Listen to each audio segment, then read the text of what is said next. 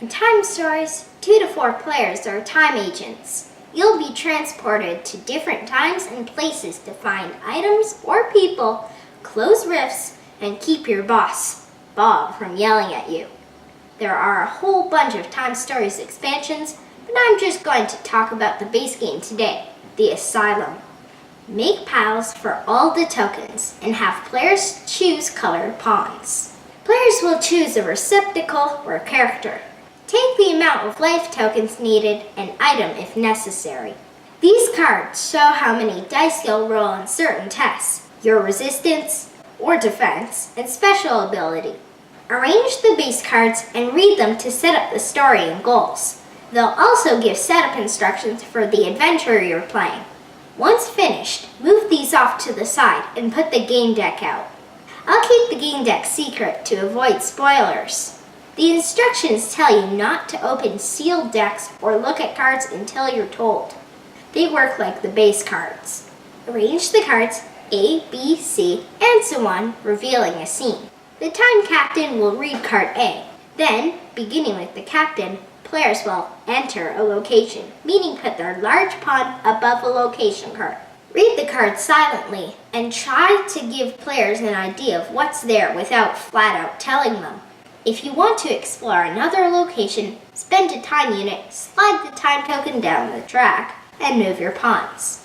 Some locations will be sealed until you find the token, which depends on your in-game decisions. Some locations will lock you into a combat or encounter. Some will provide items or information.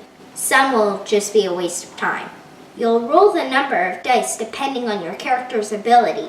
If you think you'll need help, or if another character will be better suited for that action, they can join you if you spend another time unit to move them. There isn't much more to Time Stories than that. Sometimes you'll find an ally and/or discover new maps. Every adventure adds new gameplay elements, although they're not that different. Plan, read cards, roll dice, and solve mysteries. That's Time Stories. The board is large, but the decks and pawns sit on the board. You'll have a few token piles, but that's about it. The player space depends on the number of items you have, but a dining room table should be enough. This is a long game, a few hours at least, so save it for weekends. There is very little math, but a lot of reading. It's probably grade 5 level. Even I got tripped up on a few words like Kesa. It wasn't scary for me, but the art and story were creepy.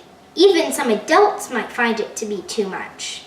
I have to be careful not to spoil things, so sorry if this is hard to follow.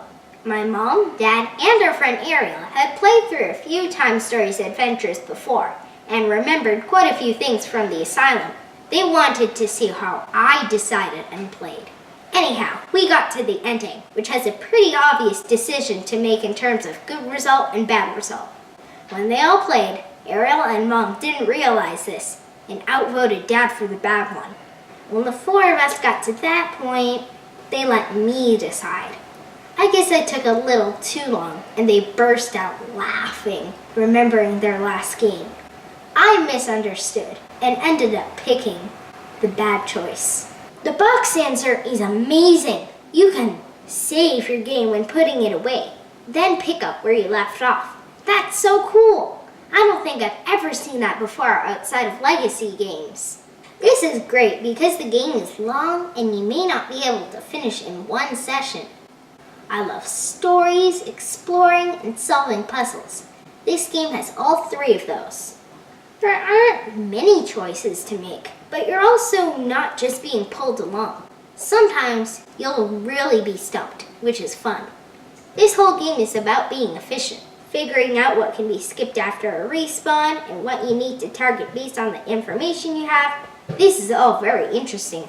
The characters have different stats and abilities, although not nearly as many as in a role-playing game. Some abilities aren't as interesting as others. I don't feel like I am a character here like in an RPG. At least there are lots of characters in Asylum, and you'll probably find at least one character that you want to play. If you don't like co-ops because some people can be bossy, this avoids that because the captain changes each round. The art is creepy and awesome. but the components, especially the board, are boring. I don't know why this bothered me, but it did.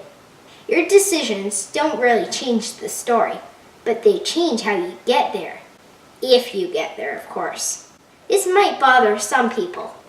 I don't like that you're supposed to break reward beacons. A lot of games make you destroy parts of them now. It's just a waste of money. As soon as our game finished, I wanted to play again.